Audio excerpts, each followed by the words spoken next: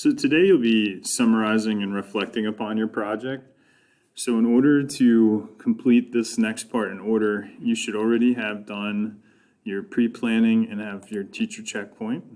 You should have your burning question number 1 and burning question number 2 completely researched.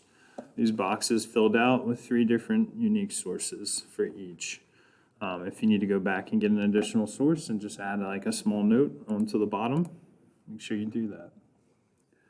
When you're ready for the summary, just follow down through and read over the directions carefully. Look back over each page of research before and while you summarize. Use the introduce, cite, and explain method, and the subject, topic, author, right verb, and you guys know the last part better than I do. Talk to us, tell us what you know about the source in order to introduce quotes and paraphrases. Put things in direct quotation marks if it's directly quoted, and if you're just paraphrasing what the website said, put it in paraphrases. Now, if you, or underline it, and if you, if you read like a paragraph and you summarized it in just like one word, one sentence, that's not really paraphrasing. If you're synthesizing together multiple sources to say something, that's not really paraphrasing. But otherwise, if you change some words, make sure that you underline it and give them credit for their original thoughts. Next, at the bottom here, the 3 most important things that I learned from this project were, fill that out thoroughly. Remember in my class not to use the word things. So let's say the 3 most important facts that I learned on this project were, but the most interesting fact that you learned was, I know you're still going to say things, this will only change it for next year, but remember in this class, don't use the word things. Once you have your summary done, I need to check your research and your summary and sign off on it. Be prepared that I probably won't sign off on it the first time. I may make you rewrite something, or you might not have enough details up here. This last part, but the most interesting fact that I learned was, give me a solid paragraph here, 5 to 7 sentences, very thoroughly explaining your most interesting fact. Finally, you're ready for your research reflection.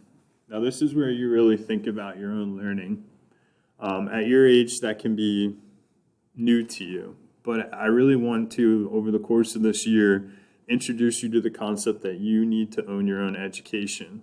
So your parents and your teachers you see as the ones that like hoist upon you the need for an education, that we make you learn things, that we make you study history, make you go to science. But in reality, like, you need to start to own your own education and start to see it as you are investing in your own self and you are developing your own mind. So with that thought in mind, go through this research capabilities checklist and see how you would rate yourself if you had to participate in another history project next year.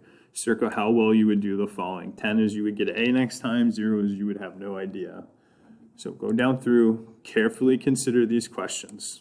How can we determine whether a resource is credible? Think about your lateral reading and click restraint skills. Does research always provide a definitive answer? Think about Augustus and Caesar and the debates that we've had. Think about the fact that research is a recursive process, a cyclical process where you have to go back over things.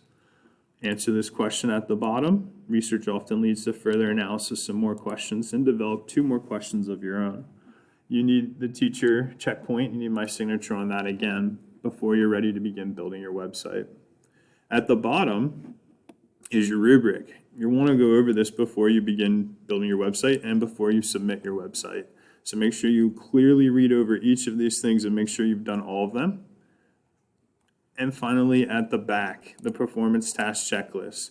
Before you build your site, go down through and check off as many of these things as you have. After you've built your website, go down through and make sure you have each one of these things completed. I will show you all of these on the example website on the next video. I look forward to seeing you again in class.